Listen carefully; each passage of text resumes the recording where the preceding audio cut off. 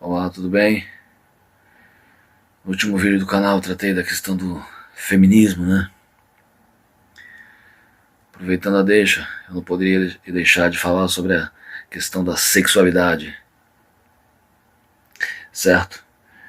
Assim como eu entendo, né, que a mulher é um indivíduo, é um ser autônomo, capaz de ter autonomia, ser independente e que pode ser tão inteligente quanto o homem, ao contrário dessa tendência à misoginia que nós estamos observando aqui na internet atualmente, como eu comentei no vídeo anterior. Entrando na questão da sexualidade, nós entramos na esfera mais íntima do ser humano. Aquele ponto realmente, aquele nec plus ultra, que ninguém pode penetrar. Que é aquela coisa que só diz respeito ao sujeito, ao indivíduo. Ninguém pode se intrometer. E ela se manifesta das mais diversas formas. Seja aquele padrão considerado estritamente normal, homem, mulher, casando-se para se reproduzirem, tendo sexo marital, seja através do homossexualismo, bissexualismo, homens que se relacionam com outros homens, ou que gostam de ver suas mulheres se relacionando com outros homens, as fantasias as mais diversas, os fetiches, as perversões, as parafilias. São tantos assuntos, né? Tantas coisas a se dizer sobre a sexualidade, dentro do espectro da sexualidade, que a gente poderia ficar horas e horas e horas falando, certo? Mas aqui no vídeo, nesse vídeo, o foco principal será a figura de Sigmund Freud, que é um dos pensadores fundamentais da história humana, né? Um daqueles sujeitos que a gente pode dizer, junto com Darwin, com Marx, com Lutero, que realmente dividiu a história humana em antes e depois dele. Existe um entendimento do homem e da sexualidade humana antes de Freud e depois de Freud. É um dos pouquíssimos sujeitos que você pode atribuir isso. Existem infinitos pesquisadores, infinitos estudiosos, cientistas, em todos os campos. Mas você estabelecer que um realmente mudou o entendimento humano de uma forma indelével, inquestionável, isso é para pouquíssimos. Uma dessas figuras é o Sigmund Freud. Certo? Falar sobre o Freud, a gente entra nessa questão da sexualidade, mas aí a gente, quando entra em contato com a obra dele, percebe que esse foco, embora seja importantíssimo, não é exatamente tudo o que ele tinha a dizer sobre o ser humano. Ele trabalha a questão da sexualidade, ele entra nessa questão pela primeira vez na história, de um modo completo, de um modo científico, sem receio de estudar, entender o que se passa no ser humano, na cabeça do ser humano, como surge o desejo sexual, pulsão sexual, como surge a fantasia sexual, como surgem as neuroses decorrentes da sexualidade, da repressão da sexualidade. Mas Freud vai muito além disso. Ele entra em toda a questão do ego, como funciona o ego, como funciona a consciência e o inconsciente do ser humano. Certo? Os impulsos que conduzem o ser humano. Isso, a gente entrando na questão da sexualidade, que é essa coisa mais íntima, essa coisa realmente mais fechada, que diz respeito a mim, a ti, e apenas a mim e a ti, a mais ninguém. A gente tem no texto de Freud toda uma teoria, toda uma dimensão para entender o comportamento humano, em toda a sua complexidade.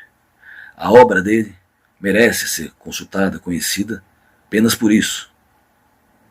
Porque é um pensador profundo, um homem que era um cientista, um sujeito cético, que queria investigar as coisas, queria descobrir as coisas, pesquisava com as suas pacientes, para entender as motivações dos problemas psicológicos que elas apresentavam, criou uma teoria própria, certo? A psicanálise, para estudar essas questões, e contribuiu fundamentalmente para a compreensão que o ser humano tem dele mesmo. É claro que, posteriormente, a Freud, ele morreu em 1939, já 86 anos atrás. Surgiram muitos outros. O próprio Carl Gustav Jung, que era discípulo dele, Lacan, Alfred Adler, e inúmeros outros, que desenvolveram a psicanálise, desenvolveram novas vertentes da psicanálise, e essa técnica foi, com o tempo, caindo de moda. Saindo de moda, aliás. Hoje a psicanálise não está mais na moda, não é uma coisa mais que, meu Deus, eu vou no meu psicanalista.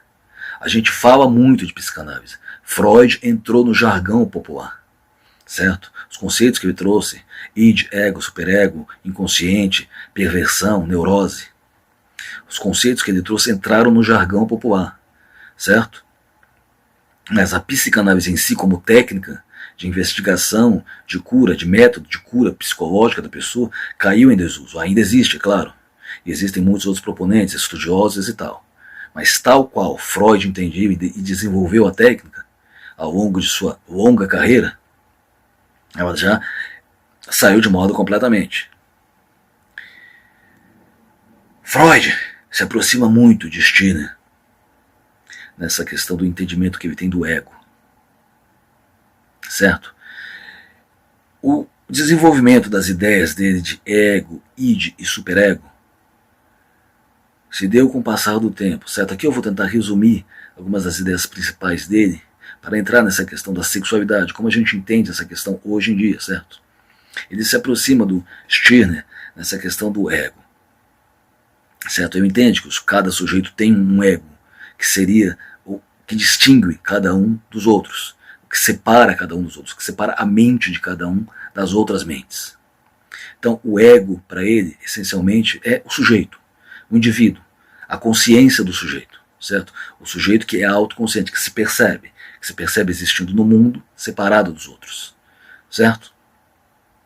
E aí, ele desenvolveu esse triplo conceito, essa tripla definição de três conceitos que na verdade se referem à mesma coisa. Se refere à mente humana, como a mente humana funciona, certo?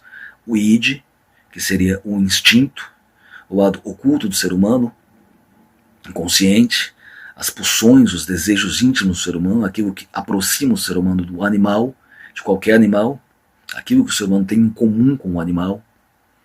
O ego, que é o sujeito propriamente dito, a consciência, eu que estou aqui falando isso, você que está ouvindo isso.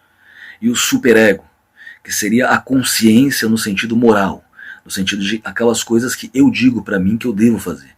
Por que eu fiz isso? Por que eu fiz aquilo? Onde entraria também a questão do ideal, do devemos, o dever ser. O que eu devo fazer, o que eu não devo fazer, o que nós devemos fazer.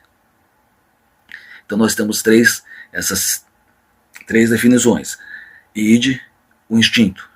Ego, o indivíduo. E o superego, que seria a moral. A partir dessa divisão, que na verdade não é uma coisa estanque, né? Você não pode imaginar, eu sou um sujeito, eu tenho o id, o ego e o superego, como que eu vou lidar com isso? Esses três processos da mente operam simultaneamente. Ao mesmo tempo que você tem aquele instinto natural em você para fazer as coisas, para buscar o seu bem-estar, o seu prazer, que é aquele instinto cego, irracional.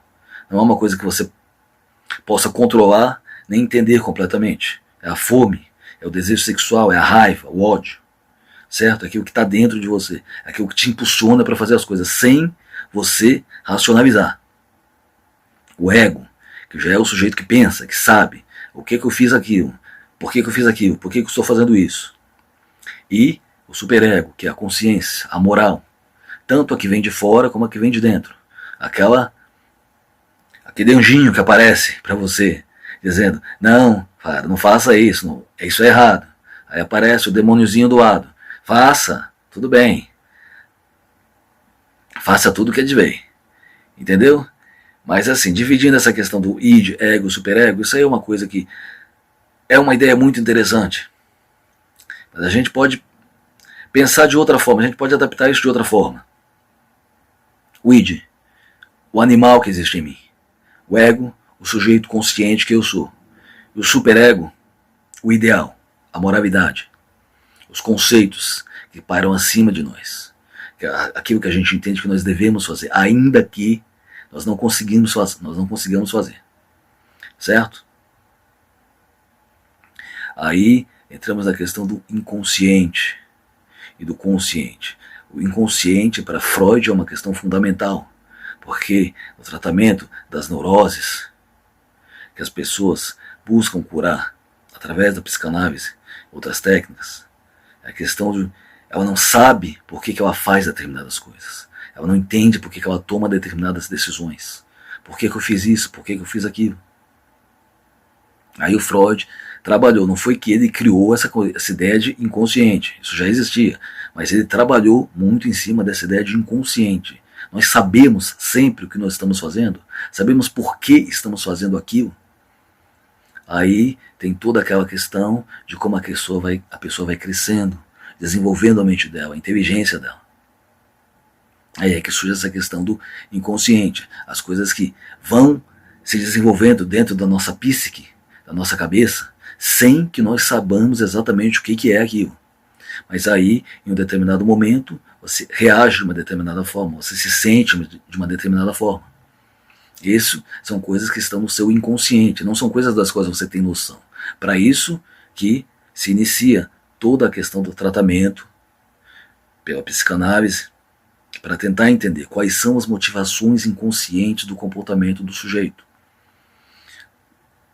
Aí Freud entra na questão da neurose, da psicose, da perversão. Um conceito muito importante para ele é a questão do princípio do prazer. O princípio do prazer, aquela ideia de que o ser humano busca, antes de mais nada, se satisfazer. Se satisfazer através das pulsões do seu id, do seu lado animal. Certo? Mas o princípio do prazer entra em conflito com o que a sociedade prescreve para o indivíduo. Certo? Então, ao mesmo tempo que o sujeito quer a sua satisfação, a sociedade lhe diz, não, você não pode fazer isso, não pode fazer aquilo. E aí ele internaliza todo aquele dilema. Ele sente vontade de fazer um monte de coisa, mas a sociedade, a moral, o superego, lhe diz que ele não pode fazer. Aí começa toda aquela internalização de reprimir o desejo. Eu quero fazer isso, mas eu não posso. E aí você transforma aquilo num poço sem fundo. É aí que surge a neurose e também a psicose. Certo? Para Freud, é a questão essencial, a divisão essencial que existe entre o indivíduo e a sociedade. Certo? O sujeito, o ego e os outros. O indivíduo, para viver em sociedade, tem que sacrificar os seus instintos, tem que se podar. Caso ele não consiga fazer isso, a sociedade entra em colapso. É daí que surge a questão do superego, a questão da moral, dessas ideias de dever ser, em contraposição ao ser. Então, enquanto você quer fazer uma determinada coisa, o seu instinto lhe diz para fazer aquilo, porque aquilo vai te dar a satisfação, o superego, a moral entra para você, não, você não pode fazer isso. Se você fizer isso, você vai se queimar com os outros, você vai prejudicar os outros, a sociedade vai te rejeitar, vai te ostracizar, certo? Aí entra toda essa questão da neurose, da psicose. Estou entrando aqui nas ideias de Freud em linhas gerais, é claro que é muito mais denso, muito mais profundo do que isso, certo?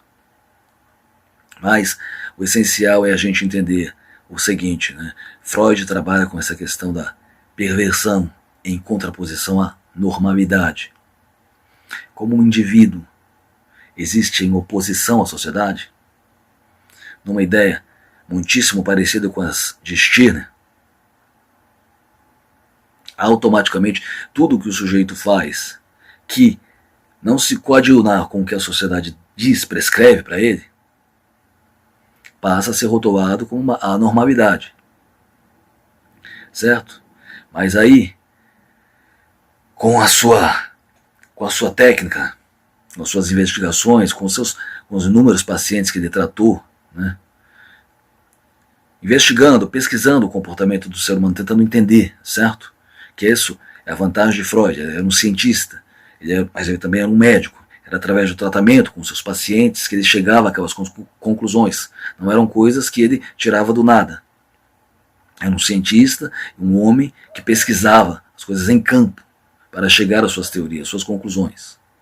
Foi daí que ele chegou à conclusão de que não existe absolutamente nenhum ser humano normal. Não existe ninguém que possa, de fato, ser classificado como alguém normal. A normalidade é um conjunto de regras que a sociedade, a civilização, criam um padrão, mas é um padrão que diz respeito ao superego, à moral, ao ideal, ao dever ser, não à realidade. Porque, na realidade, Freud reconhece isso. Cada indivíduo é único. Cada um tem seus instintos, as suas motivações. E cada um sente prazer, busca o prazer a seu próprio modo. Eu ainda não falei aqui a questão do complexo de Édipo, certo? Que essa já é uma questão realmente muito... que a gente não pode mais hoje em dia considerar como algo realmente 100% válido. A questão do filho que cresce com inveja do pai, querendo matar o pai, querendo se relacionar com a mãe. O complexo de Édipo, certo? A figura mitológica de Édipo. É um conceito até interessante, mas se você observar o ser humano, se você se observar, lembrar do seu comportamento quando criança, a relação tua com o teu pai, com a tua mãe, dificilmente você vai conseguir lembrar disso, de você desejar tua mãe, de você sentir vontade de matar o teu pai. Entende? Essa questão do complexo de Édipo, muito, muito famosa dentro das ideias de Freud, realmente é uma daquelas que a gente pode dizer que não sobrevive bem a uma pesquisa, a um questionamento mais profundo. Certo?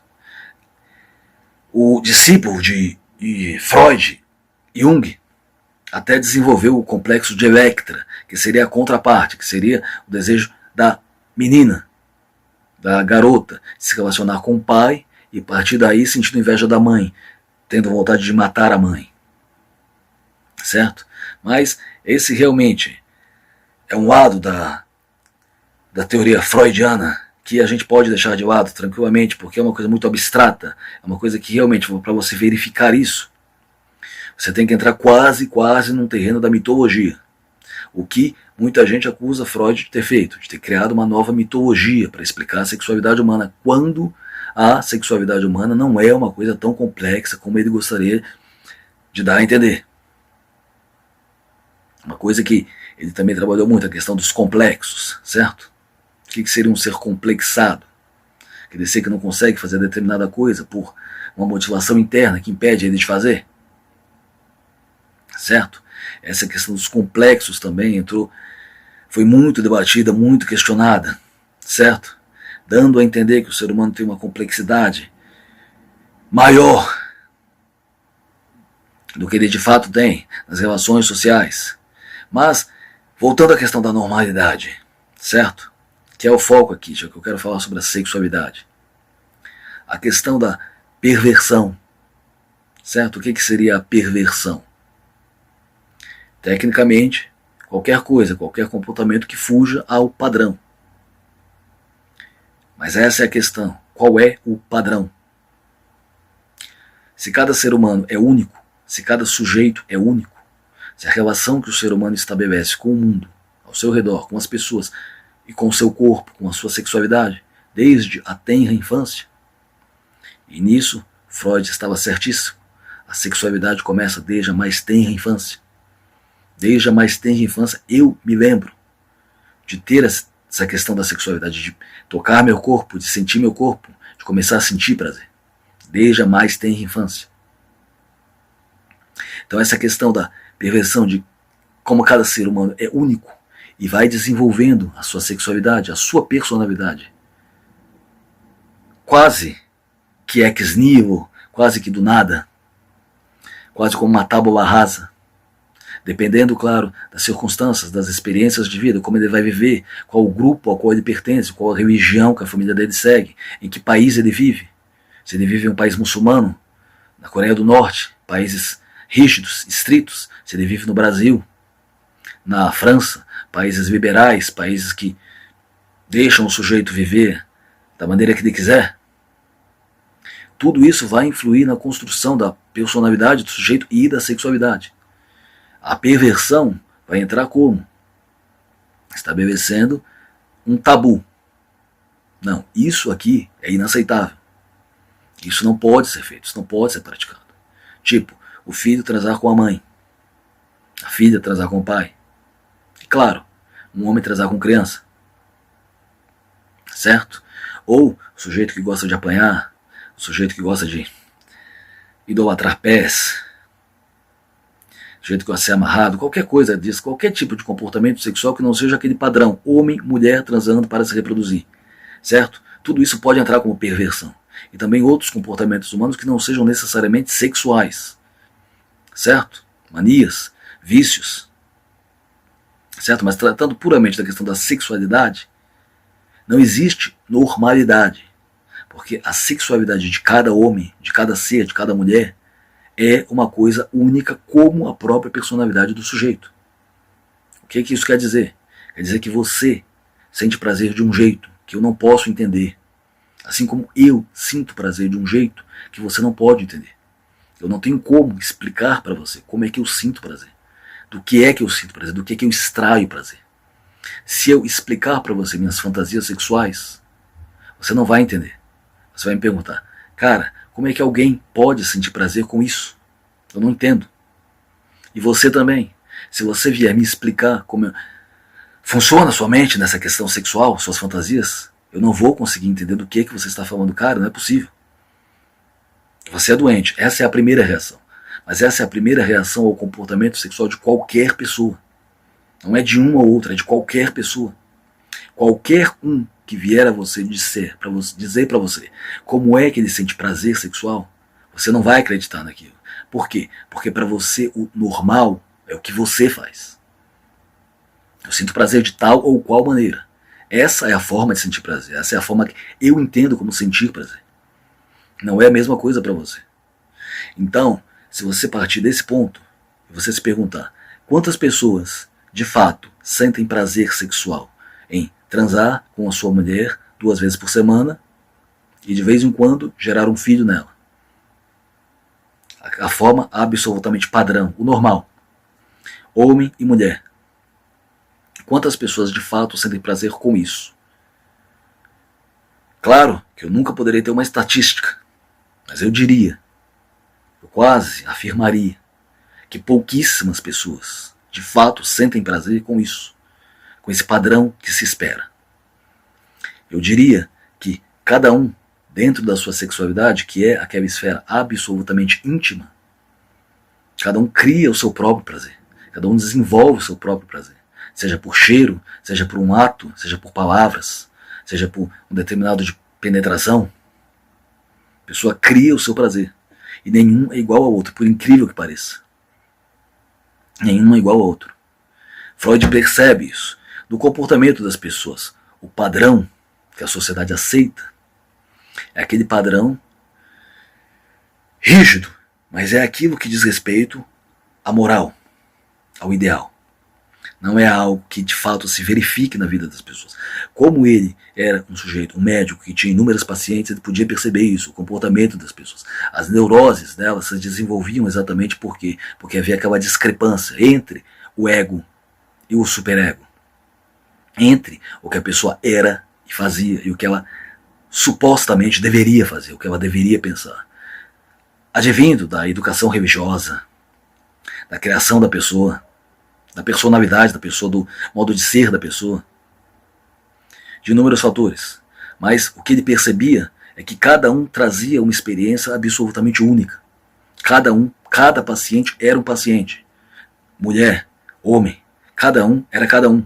Então não tinha como estabelecer um padrão definitivo. Não. O comportamento sexual aceitável, o padrão é este. O 99% das pessoas com as quais eu tive contato, atestaram para mim que este é o padrão. Não tem como fazer isso. E se você tentar fazer esse tipo de pesquisa para entender isso, para estudar isso, você vai chegar à mesmíssima conclusão. Não tem como você estabelecer um padrão, certo? Cada um sente desejo de uma forma, sente prazer de uma forma. O que faz você gozar é algo que só a tua cabeça consegue saber. E você nem necessariamente precisa entender, porque o fetiche, o prazer sexual, a fantasia que cada um tem, seja lá com o que for, é algo que nem mesmo o sujeito às vezes consegue explicar. Por que ele gosta daquilo? Por que ele gosta de apanhar? Por que ele gosta de... Por que ele gosta de homem? Por que ele gosta de adolescentes? Já entrando no terreno da parafilia, da pedofilia, que aí já, claro, é um crime, né? Não posso vir aqui falar também, tudo é normal, pode praticar pedofilia. Não, pedofilia é um crime, né? Estou falando, claro, partindo do pressuposto de pessoas adultas, né, que sabem o que estão fazendo, não de crianças, certo? Não de abuso, porque aí já é uma coisa totalmente diferente. Eu estou falando do comportamento sexual aceitável entre adultos, certo? Então, para Freud é fundamental essa questão de que não existe normal, não existe ser humano normal. Existem os padrões da sociedade e as convenções da sociedade, que não tem nada a ver com o que o ser humano de fato é, mas com o que ele gostaria de ser, o que ele deveria ser. O que o superego, aquela coisinha dentro da cabeça dizendo, faz isso, faz aquilo, enquanto a pessoa não faz, ela faz o oposto. Diz que ela tem que fazer, certo? É aí que entra a questão da perversão e a questão do tabu. Tu não deves fazer isso, tu não deves fazer aquilo. Tabu é aquela coisa intransponível, aquela coisa ali fechada, proibida, aquele quarto secreto de que você não pode abrir a porta, mas que você sabe que entrar ali dentro, abrir aquela porta, vai te dar um prazer que nada mais na vida vai te dar. Então o que acontece com o tabu? Ele existe para que a pessoa sinta vontade de quebrá-lo. Todo tabu. Então, por mais proibido que seja a conduta, por mais execrável socialmente que seja, alguém vai querer praticá-la, certo? É aí que entra toda a questão da sociedade, a punição da sociedade e, claro, o ostracismo, o afastamento, a reprovação total, transformando as pessoas em criminosos, em doentes mentais. Freud entra muito na questão do doente mental. Quem é o doente mental? Quem é o doente mental?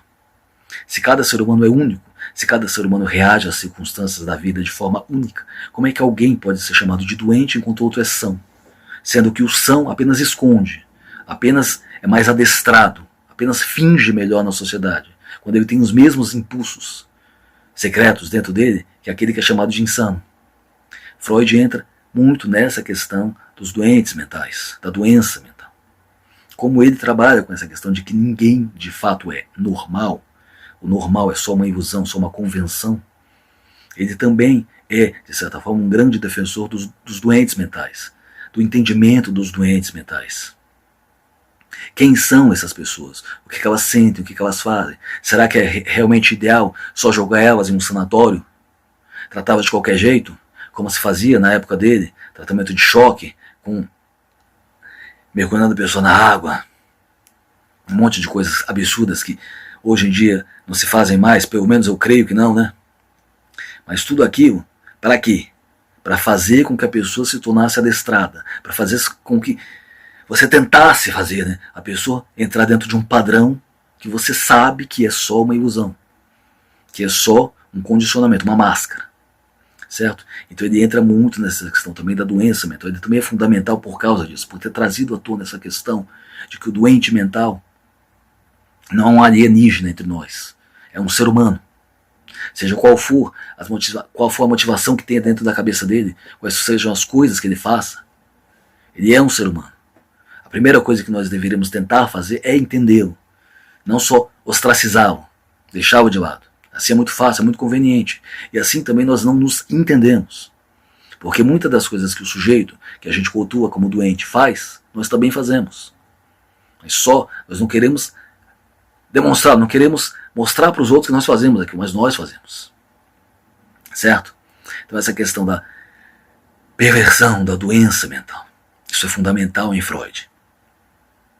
Certo? Como ele entra em toda essa questão do egoísmo, da civilização, como a civilização humana existe, né, como uma negação do egoísmo, certo? Como aquilo que eu já falei tantas vezes trabalhando as ideias do Stirner, né? O sujeito nega a sociedade nega o sujeito. Ambos podem coexistir, mas ambos também podem perfeitamente se negar, certo? Quanto mais o sujeito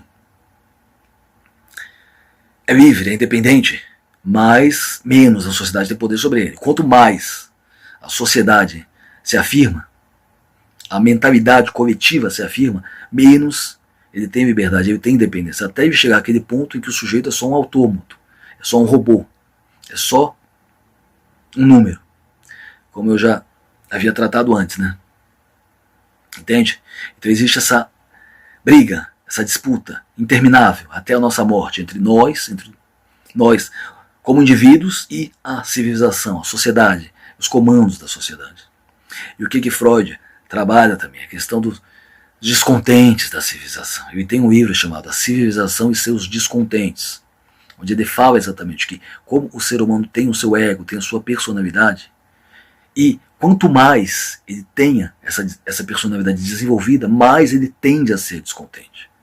Certo? Porque ele percebe que a civilização é um grande baile de máscaras, é uma grande farsa, né? Não é uma coisa que realmente corresponda à realidade do que ele quer. É um conjunto de regras e convenções, de rituais, as quais ele assedia, as quais ele aceita, para preencher essa questão dele de ser um animal social, porque o ser humano é também um animal social, certo? Então ele aceita, ele fala, não, eu sei que isso aqui é só uma farsa, mas eu vou fazer parte disso aqui para me não sentir totalmente alienado, totalmente distante dos outros, certo? Para não entrar naquela paranoia, eu, certo? Me. Então ele cede isso, mas o ser humano pensante sabe que a sociedade é muito farsesca, é muito uma mentira, certo? Então o ser humano pensante tende a ser descontente, certo? Freud, já lá pro fim mais da sua vida, quando ele já tinha desenvolvido toda a sua teoria psicanalítica e tal, ele entrou muito nessa questão de debater a sociedade, a civilização ocidental, e também falar sobre a religião. Ele era ateu, era um ateu convicto, certo? Ele entendia a religião como uma coisa infantil, como uma fixação infantil na necessidade de um pai que está lá em cima, em algum lugar, nos protegendo, olhando por nós. Ele entendia a religião dessa forma, ele entrou muito nessa questão, certo? Mas voltando aqui à questão da sexualidade, quando a gente parte desse princípio de que cada ser humano é único, de que não existe esse negócio de perversão, a não ser no caso da patologia real, certo? Tipo, um ser humano que gosta de comer carne podre, que gosta de cadáveres, um ser humano que gosta de crianças, certo? Aí, naquele caso, que você já entra na patologia propriamente dita, em que é um sujeito que realmente é nocivo. Você não pode deixar o seu filho perto dele, porque ele vai abusar do seu filho. Tirando esses casos realmente extremos de patologia, as parafilias, as fantasias sexuais, os fetiches, não podem ser considerados como uma coisa doentia, por mais estranhas que elas sejam. Então, se a gente deixar de lado essa questão da perversão e a gente aceitar que cada ser humano é único, a sexualidade também passa a ser uma coisa única, certo? E a gente entendendo que cada ser humano tem uma sexualidade, e que você pode ser heterossexual, homossexual, bissexual, pansexual ou assexual, que você pode não ter desejo sexual. O que isso traz de mal para a sociedade? O que isso traz de prejuízo? Porque hoje existe na internet também, como a gente sabe, existe esse movimento conservador todo, Um dos principais alvos desse movimento conservador é a questão da sexualidade. Homossexuais, bissexuais, especialmente transexuais, que são aqueles sujeitos, homens ou mulheres, que não se identificam com seu sexo biológico e que querem mudar, querem passar a ser identificados socialmente como do sexo ao qual eles se identificam. Certo? Transsexuais são um alvo preferencial nos Estados Unidos, com o queridíssimo presidente que eles têm hoje lá, aqui no Brasil, com essa ala conservadora da política, muito criticada isso. E a pessoa não se dá conta, não se dá conta quando ela critica que ela está entrando dentro dessa esfera pessoal, íntima, intransponível para ela. Certo? Se você é um homossexual, se você é um bissexual, um transexual, certo? Você é aquele que tem que entender as suas motivações internas. Por que você sente desejo por outros homens? Por que você não se identifica com o seu sexo? Por que você gosta de fazer sexo com qualquer pessoa que apareça na tua frente? Por que você não gosta de fazer sexo? Por que você decide ser abstêmio? Nunca transar com ninguém. É você que tem que entender as suas motivações. Ninguém tem que entender, ingerir nessa tua vida. Esse é o lado mais íntimo da tua vida. Certo? Claro que a gente pode criticar um certo exagero, uma certa militância exagerada. Certo? A gente aparecer casais gays em todo canto e tal. Mas isso, claro, é mais uma afirmação, é mais uma ação de afirmação do que qualquer outra coisa. É mais uma tentativa de mostrar que homossexuais, bissexuais, trans, etc., estão em toda parte. São pessoas que estão aqui do lado, são meus vizinhos, meus colegas de trabalho, do que qualquer outra coisa. Como eu não tenho essa tendência de ficar odiando os outros, criticando os outros, julgando os outros, como para mim o ideal é cada um na sua, cada um vivendo a sua vida, isso não afeta em mim em nada. Ver um casal gay num filme, olhar uma pessoa transexual, uma mulher transexual, quer ser identificada como sexo feminino, chamá-la de mulher, tratá-la por ela. Se era assim que ela quer ser identificada, qual é o problema de eu fazer isso, de eu chamá-la de mulher? Isso afeta em mim em alguma coisa? Isso afeta a minha vida de algum modo? Não. É a esfera pessoal da vida dela. Ela sabe qual é a motivação dela. Aí você vai, eu, que sou um sujeito racional, que tenho inteligência, que sei ler, que sei o quanto a mente humana é complexa, o quanto a sexualidade humana é complexa, eu vou lá querer julgar essa pessoa. Qual é o fundamento disso? Aí você vê que esse julgamento muito grande que existe a respeito da sexualidade na internet parte de uma ala da sociedade conservadora e, acima de tudo, burra, certo? Muito burra. Porque são pessoas que não conseguem parar para pensar minimamente, certo? Você quer rotular o homossexual e o transexual como anormais, como seres doentes, certo? Você quer voltar no tempo. Quer voltar no tempo lá para o século XIX, antes de Freud. Quando era fácil rotular as pessoas a doente, anormal, pervertido, tranca-fia, dá choque. Tá? Você quer voltar para essa época. Essas pessoas querem voltar para essa época, onde era fácil rotular. O estritamente normal é homem, mulher, 2 crianças, 3 crianças, e só isso. Eles batem nessa tecla a exaustão. Só que eles têm um conhecimento da mentalidade humana que é deplorável, certo? Não interessa se você é de direita ou de esquerda. Não interessa se você é liberal ou conservador, é cristão ou ateu. Nada desculpa a tua ignorância, certo? Existe 1 bilhão de vídeos, de artigos na internet explicando a questão da sexualidade. Você pode ver em qualquer hora no teu tablet, no seu celular, tudo o que você quiser saber sobre como funciona a questão da sexualidade e que é uma questão extremamente complexa. Mas o que o sujeito faz? Ele fica batendo na mesma tecla. A Bíblia diz isso, a Bíblia diz aquilo. A Bíblia, que nós sabemos, um livro escrito há milhares de anos atrás, por pessoas que tinham tanto conhecimento da sexualidade humana, quanto elas tinham de computação. Ou seja, nenhum. É só aquele padrão estrito, homem, mulher, certo?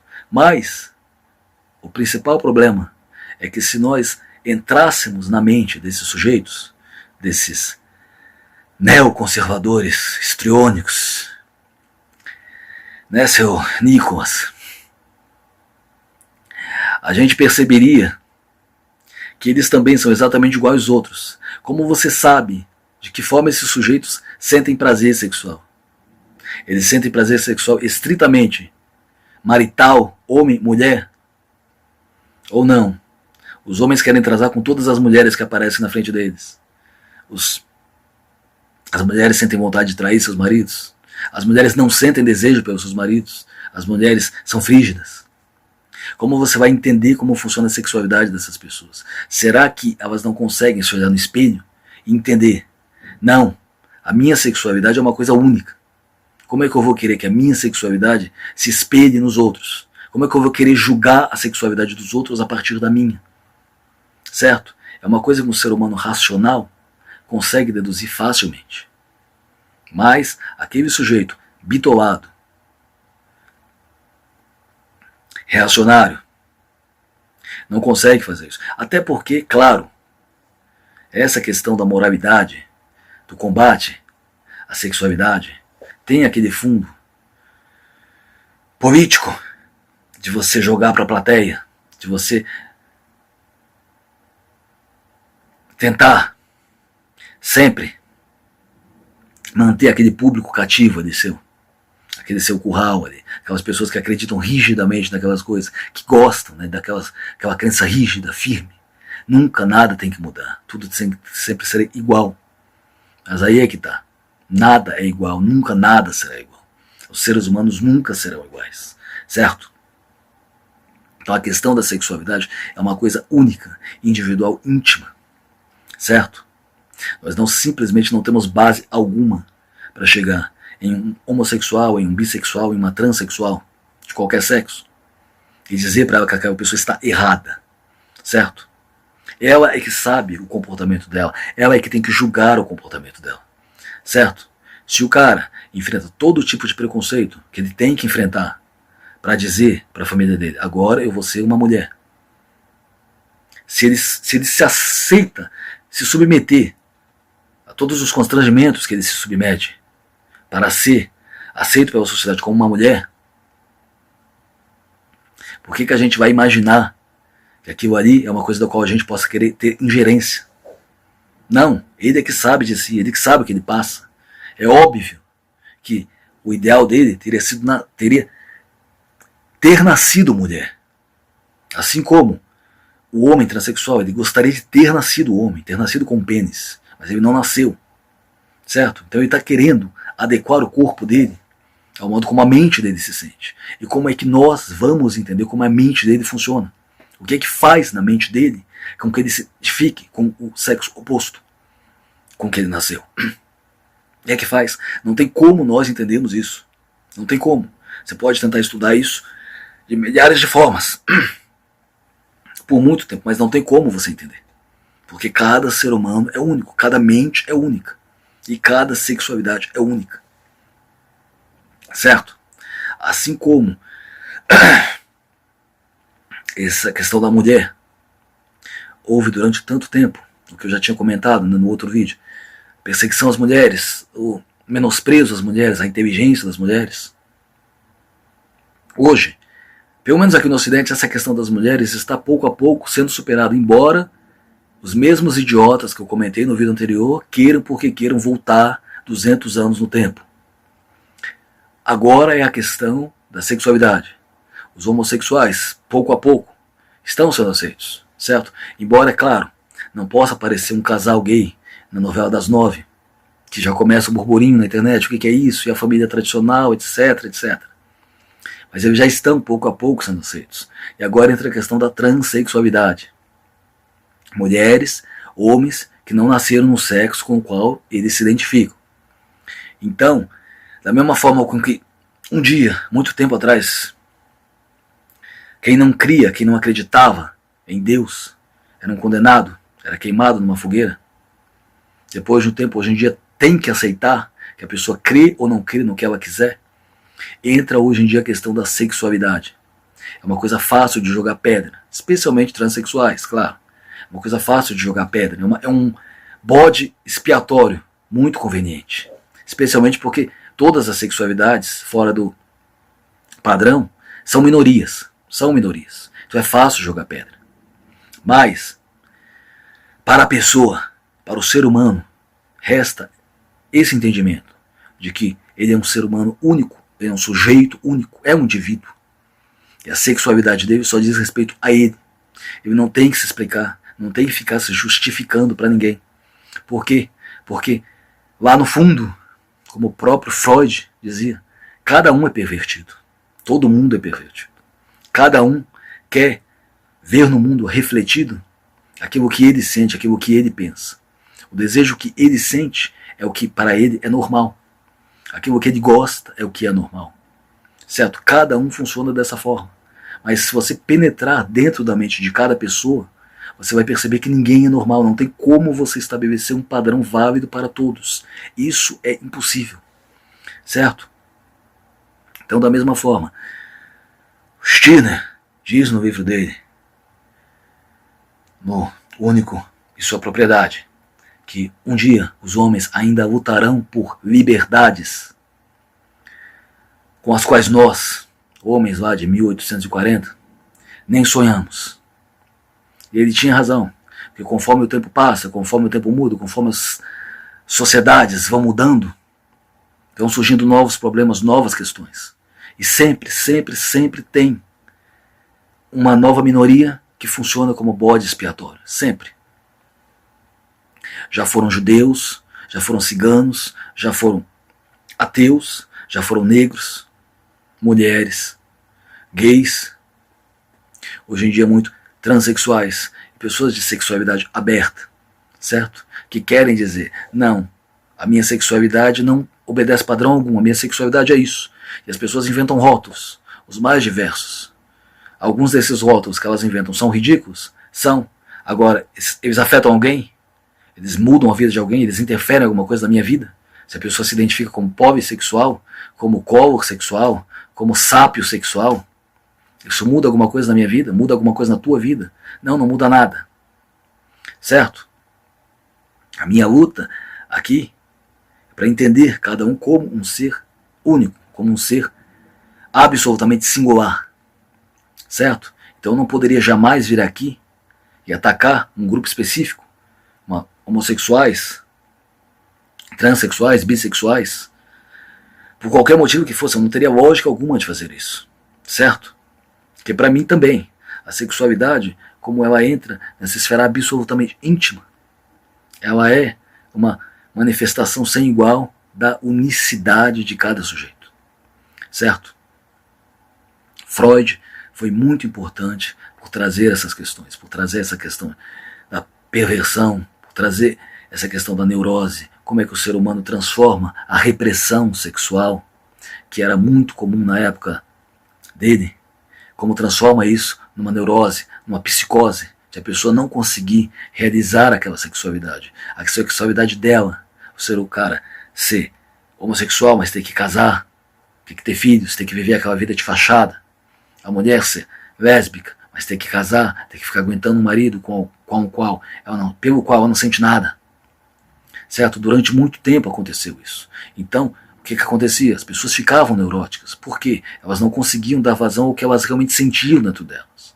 Como o desejo homossexual é uma coisa natural, o ser nasce homossexual, ele não quer ser, ele não se faz homossexual, ele nasce. É óbvio que sempre existiram, em todas as épocas. E também, a repressão dessas pessoas é o que explicava a existência de tantos doentes mentais, de tantos neuróticos, certo? Exatamente pelo fato da pessoa não conseguir vivenciar aquilo que era o mais íntimo dela, que é a sexualidade, certo? Hoje em dia, felizmente, isso mudou muito. Isso foi um progresso, isso é um progresso. A gente não devia jamais querer voltar atrás nisso. Mas existe esse grupinho muito histriônico, muito barulhento, que querem porque querem estabelecer para todos um padrão que não serve nem para eles mesmos. Eles sabem muito bem que eles não se encaixam naquele padrão estrito de moralidade e de sexualidade que eles pregam, mas eles querem porque querem pregar aquilo para todos os outros. Enquanto esse grupinho burro, histriônico, estiver por aí, ainda vai ter muita coisa pelo qual lutar. Certo? Mas é aquilo. Tudo, uma hora, acaba passando. Essas pessoas vão ter que, uma hora, escolher outro tipo de coisa para elas criticarem. Certo? E o mais importante, para o sujeito, né, que se vê como alvo dessas pessoas, desses histéricos, é viver sua vida bem, da melhor forma que ele consegue. Viver sua sexualidade, viver suas fantasias, seus fetiches, desde que ele não entre na esfera do outro, desde que, claro, ele não queira abusar de uma criança, porque aí, claro, isso é um crime e é uma coisa inaceitável. Desde que ele não queira fazer coisas realmente inaceitáveis, ele está dentro do direito dele, ele tem que exercer, viver a vida do jeito como ele quiser. E por mais que essas pessoas, esses ditos conservadores, gritem, berrem, no final, enquanto você vive bem, feliz, satisfeito, você dá a eles o que eles realmente merecem. Você trata eles como eles realmente merecem ser tratados. Ou seja, você age como se eles não fossem nada. Porque é o que eles são, nada. Certo? Eles não têm nenhuma importância. Certo? Por mais que gritem, por mais que berrem.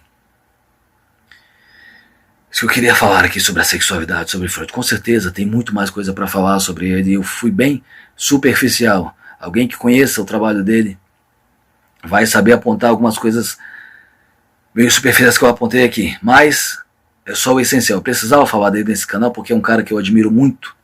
Mesmo que já tenha passado de moda, é um sujeito que eu admiro muito. E o que eu queria falar um pouco sobre ele aqui. O mais recomendável mesmo para quem se interessa, ir lá pegar os livros dele e ver as próprias coisas que ele escreveu. É a melhor coisa. Isso aqui é só uma análise superficial. Aí eu queria entrar nessa questão da sexualidade, porque com certeza é um tópico que diz respeito aos assuntos que eu trato aqui, especificamente da singularidade, da unicidade de cada pessoa. Certo? Obrigado por tua atenção.